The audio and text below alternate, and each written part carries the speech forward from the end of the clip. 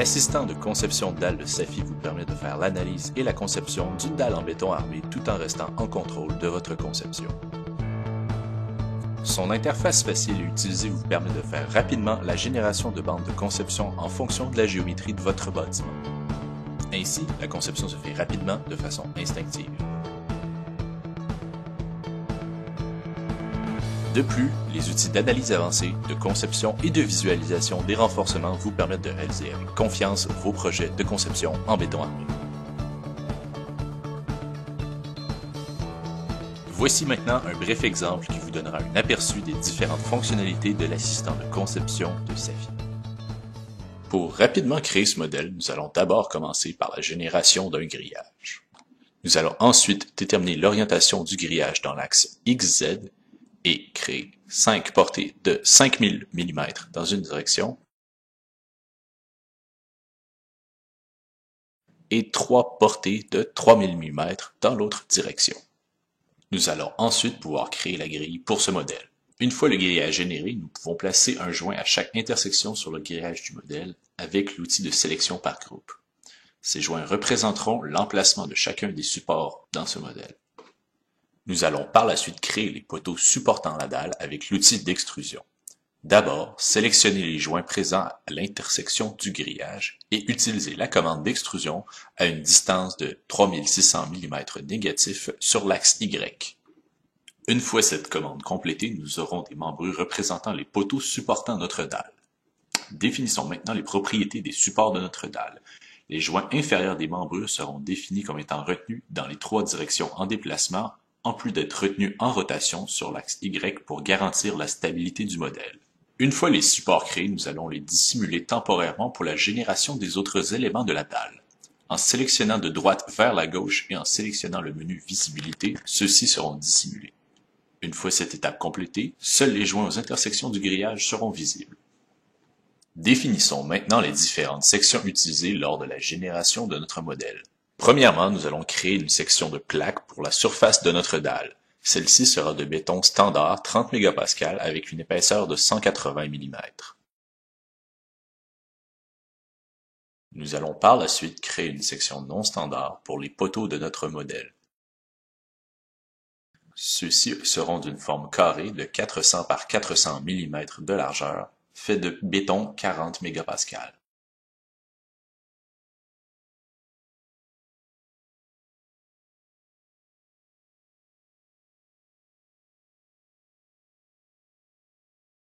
Ici, nous avons l'aperçu de cette section. Finalement, il nous reste à définir le groupe de conception à utiliser. Celui-ci servira pour définir les différents paramètres de conception lors de la conception automatisée des barres d'armature.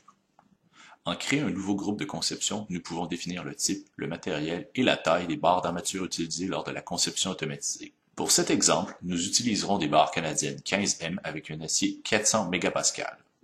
De plus, nous modifierons la valeur du recouvrement à 20 mm et l'espacement minimal entre les rangs d'armature sera laissé à sa valeur par défaut. Les options dans le bas de cette fenêtre adressent les paramètres de la longueur d'extension des barres ainsi que le renforcement d'armature minimal. Ces paramètres seront décrits plus tard dans ce vidéo. Pour générer la dalle de béton avec des éléments finis, il est d'abord nécessaire de tracer un périmètre de contour de maillage. On peut le tracer en sélectionnant les 4 coins de notre grillage. Nous allons par la suite attribuer la section définie précédemment et définir les tailles de plaques comme étant 350 mm. Depuis cette fenêtre, nous pouvons accéder aux commandes de génération d'éléments de détail en plus de l'assistant de conception dalle. Bien que cette étape soit optionnelle, il est également recommandé de placer des zones de raffinement de maillage à l'emplacement des appuis. Cela permettra d'obtenir des résultats bien plus précis dans les zones entourant ces appuis. En plaçant des zones de raffinement de maillage de 400 par 400 mm avec des tailles d'éléments de 200 mm, nous nous assurerons d'obtenir des résultats bien plus précis dans les zones de moments négatifs entourant les appuis. Nous allons également placer une ouverture représentant une cage d'escalier dans le centre de la dalle.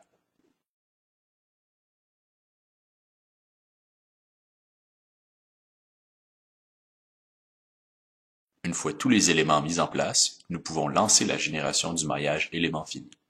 Une fois la génération du maillage complétée, nous pouvons faire la génération des bandes de conception pour notre modèle de dalle. Dans cette interface, nous avons une vue de dessus du plan de la dalle. On peut y voir le contour de la dalle, en plus des différents éléments de détail et des ouvertures. Premièrement, il est nécessaire de faire la génération des lignes de poteaux pour notre modèle. Celles-ci se basent sur la disposition géométrique des supports et serviront de guide pour la génération automatisée des bandes de conception. Puisqu'il s'agit d'un modèle plutôt simple, nous pouvons utiliser la génération des lignes de poteaux automatisées avec les paramètres par défaut.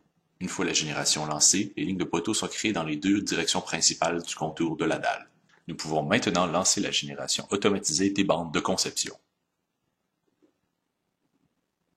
Pour cette génération, nous pouvons laisser la tolérance de largeur et la tolérance de longueur des lignes à leur valeur par défaut.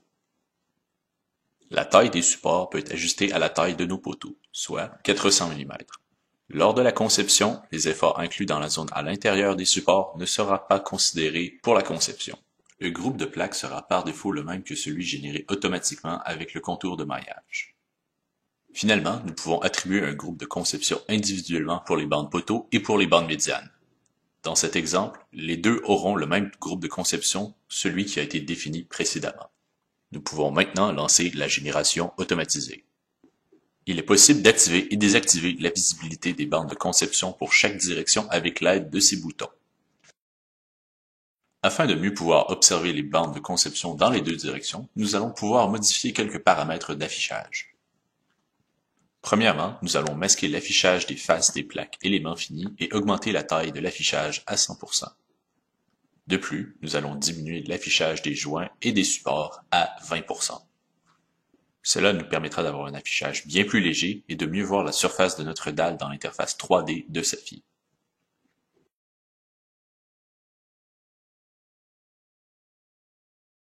Nous pouvons maintenant attribuer les charges sur notre dalle. Premièrement, nous allons définir les différentes charges de base pour notre modèle. Dans cet exemple, il y aura une charge permanente et une surcharge. Nous utiliserons par la suite l'assistant de génération des cas de chargement pour générer les différentes combinaisons de charges pour notre modèle. Dans cet exemple, on peut s'attendre à ce que le cas D plus L contrôle notre conception. Nous pouvons maintenant attribuer nos charges pour notre modèle. Premièrement, sélectionnons l'ensemble des plaques de la surface. Par la suite, nous allons attribuer une charge de pression de charge permanente de 5 kN par mètre carré négatif sur l'ensemble de la surface. Par la suite, nous allons appliquer une autre charge de 2 kN par mètre carré négatif comme étant une surcharge.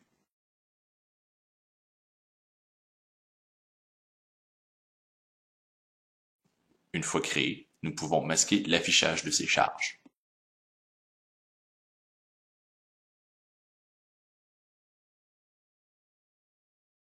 Finalement, nous allons définir les propriétés de section pour les supports de notre modèle et sélectionner la section que nous avons créée précédemment.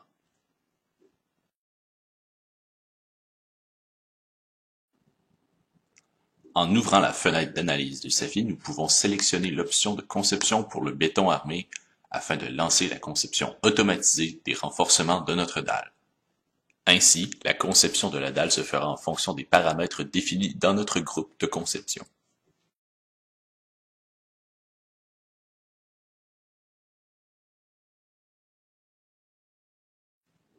Regardons ensemble rapidement les différents résultats globaux des efforts sur notre dalle.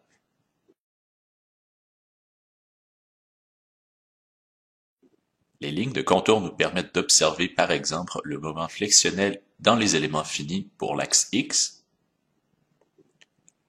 et pour l'axe Z. Nous pouvons également observer la déflexion globale de la dalle pour les différents cas de chargement. On peut voir que dans cet exemple, la déflexion est plutôt uniforme pour chaque portée.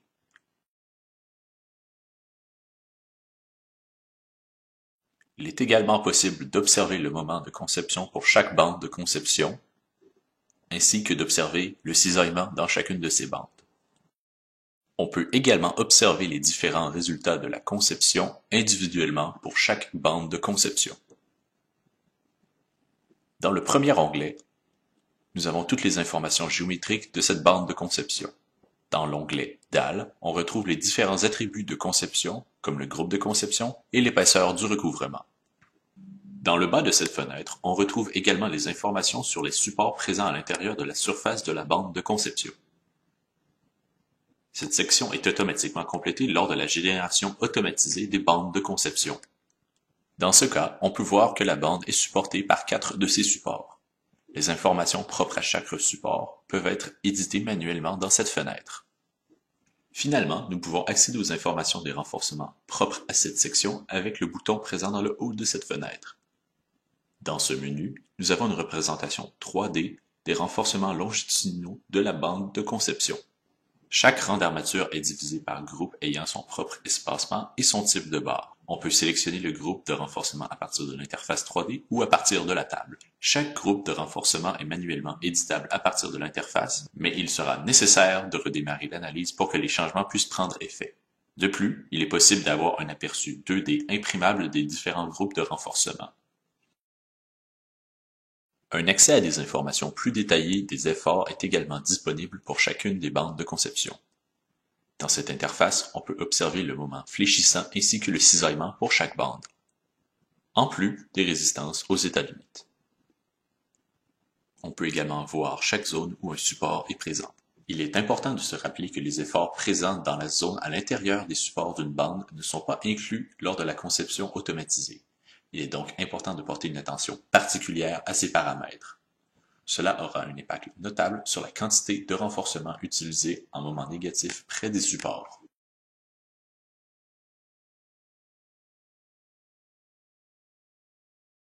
Finalement, il est possible d'observer l'ensemble des états limites ultimes de résistance de la dalle pour les différentes combinaisons de charges en un seul coup d'œil. C'est la façon la plus facile d'identifier d'éventuels problèmes lors de votre conception.